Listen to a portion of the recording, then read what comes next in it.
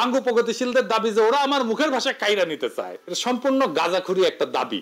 এখন যদি চিটাগাং বা সিলেটের ভাইয়েরা যদি বলে ওরা আমার মুখের ভাষা কাইরা নিতে চায়, তাহলে বাঙ্গু প্রগতিশীলরা কই যাবে?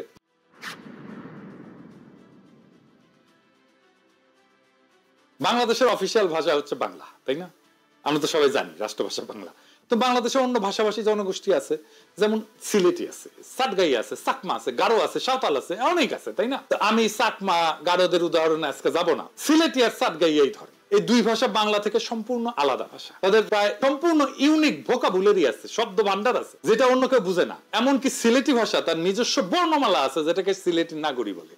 একজন সাধারণ বাংলাভাষী মানুষের পক্ষে সিলেটি বা তাটগাইয়া ভাষা বোঝা অসম্ভব, কারণ তাদের ভোকাবুলারি বা শব্দকোষ প্রায় সম্পূর্ণ ভিন্ন। কারণ ঠান্ডা মাথায় ভেবে দেখেন তো, বাংলাকে অফিসিয়াল ভাষা করার ফলে কি সিলেটি বা চিটাগাং এর মানুষ কি তাদের কথ্য ভাষা বা মাতৃভাষা ভুলে গেছে?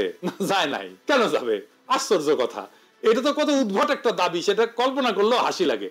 বাঙ্গু প্রগতিশীলদের দাবি যে ওরা আমার মুখের ভাষা কাইরা নিতে চায়, এটা সম্পূর্ণ গাঁজাখুরি একটা দাবি। এখন যদি চিটাগাং বা সিলেটের ভাইয়েরা যদি বলে ওরা আমার মুখের ভাষা কাইরা নিতে চায়, তাহলে বাঙ্গু প্রগতিশীলরা কই যাবে? বাঙ্গু প্রগতিশীলরা আরো বলে যে পাঞ্জাবি ইরানকে আমাদেরকে শোষণ করার জন্য উর্দু আমাদের উপরে চাপাই দিতে চেয়েছিল। হায় রে দুনিয়া! বাঙ্গু প্রগতিশীলদের আইকিউ আর সাধারণ জ্ঞান অনেক কম হয়, এটা আমরা সবাই জানি। শিক্ষা দীক্ষাতেও তারা সাধারণত লাড্ডা গোড্ডা হয় আর কি, লেখাপড়া কম করে, শেষ করতে পারে না বেশিরভাগ ক্ষেত্রেই। তো যাই হোক, তাই বলে এত কম হয় এটা কল্পনাতীত। আজকে এক ভদ্রলোকের সঙ্গে কথা হইতেছিল, উনি লন্ডনে থাকেন। তো ওনারে কইলাম যে এই বাঙ্গু প্রগতিশীলদের এত আপনারা পাত্তা দেন, বলেন তো দুনিয়ার কোন দেশে, বড় শহরে, কোন শহরে একজন সো কল্ড বাঙ্গু প্রগতিশীল, একজন সাকসেসফুল প্রফেশনাল, ভালো চাকরি বাকরি করে, প্রফেশনালি এক্সট্রিমলি সাকসেসফুল, সমাজের মানুষ তাকে চেনে, নোটিস করে, মানে সমাজে তার প্রভাব আছে? নাই। দুনিয়ার যে কোনো বড় শহরে, ধরেন London, Paris, new York, Geneva, Sydney, কোথাও পাবেন না। বাম সেকুলার আওয়ামী লীগ এগুলো কোথাও পাবেন না। আহম্মকের দল এটাই জানে না যে পাঞ্জাবিদের নিজেদের মাতৃভাষা বা কথ্য ভাষা উর্দু না, তাদের কথ্য ভাষা হচ্ছে পাঞ্জাবি। পাঞ্জাবি ভাষা হিন্দুস্তানি বা উর্দু থেকে সম্পূর্ণ আলাদা একটা ভাষা। শুনেন, ਚਾਨਣ ਘਟ ਰਿਹਾ ਸੀ, ਹਨੇਰੇ ਦੀ ਆਮਦ ਦੇ ਨਿਸ਼ਾਨ ਪ੍ਰਗਟ ਹੋ ਰਹੇ ਸੀ ਤੇ ਕਹਿੰਦੇ ਆ ਲੋਕਾਂ 'ਚ ਹਾਹਾਕਾਰ। এটা হইতেছে পাঞ্জাবি। কি বুঝতে পারলেন যে এটা যে উর্দু না, এটা যে হিন্দি না? শুধু তাই না, পাকিস্তানের সীমান্ত প্রদেশের পশতুনদের মাতৃভাষা হচ্ছে পশতু, সিন্ধুর ভাষা সিন্ধি, বেলুচিস্তানের ভাষা বালুচ। এই সমস্ত প্রত্যেকটা ভাষা আলাদা আলাদা। কেউ কি নিজেদের ভাষা ভুলে গেছে উর্দুকে অফিসিয়াল ল্যাঙ্গুয়েজ করার ফলে? কারো কি ভাষা কায়দা না হয়েছে?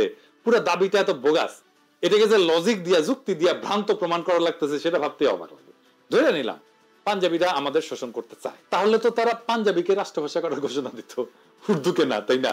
জিন্নার জন্ম সিন্ধুর করাচি শহরে, ওনার দাদা গুজরাটের অধিবাসী, তাদের কথ্য ভাষা গুজরাটি ছিল। মোহাম্মদ আলী জিন্নাকে ছোটবেলাতে ইংল্যান্ডে চলে যাওয়ার ফলে ইংলিশে বেশি স্বাচ্ছন্দ্য বোধ করতেন উনি, সেই ভাষাতেই কথা বলতেন। ধরে নিলাম যে ওনার নিজের ভাষা আমাদের উপরে চাপাই দিতে চাইতেছিলেন, তাই যদি হইতো তাহলে উনি গুজরাটিকে পাকিস্তানের একমাত্র রাষ্ট্রভাষা করার ঘোষণা করতেন, উর্দুকে না, তাই না? জেনারেল আইফ খান উনি সীমান্ত প্রদেশের মানুষ ছিলেন, জন্ম সীমান্ত প্রদেশের হরিপুর জেলা রেহানা নামের একটা গ্রামে। তো আপনার রেহানা নাম শোনেন না? এটা কিন্তু ওই গ্রাম থেকে আসছে। ওনাদের মাতৃভাষা অন্য পাঠানদের, পশতুদের চেয়ে আলাদা ছিল।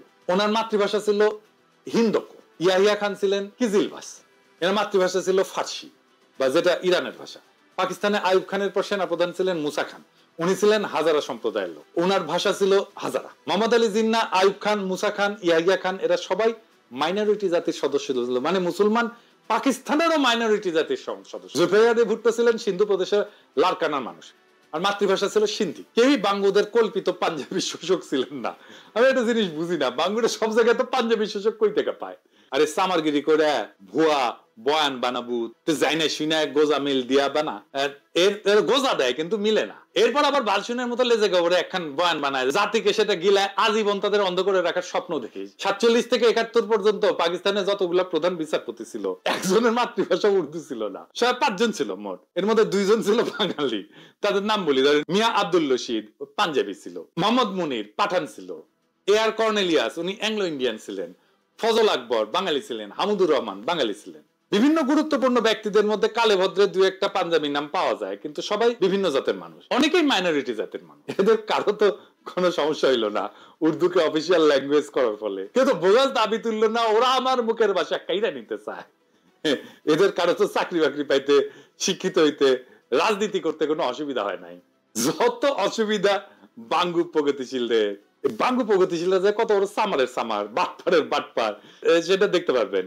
আসেন এবার গানের আর বাঙ্গু বয়ানের আর একটা দাবি নিয়ে উর্দুকে রাষ্ট্রভাষা করা হলে নাকি বাংলাদেশি বয়াতিদের নাইসা নাইসা গান গাওয়া বন্ধ হয়ে যাবে।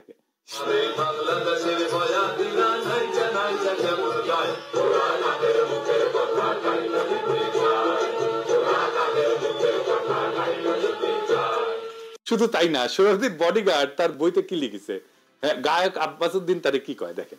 উনি লিখেছেন তিনি সন্ধ্যায় চলে যাওয়ার পর গানের আসর বসলো। আব্বাস উদ্দিন সাহেব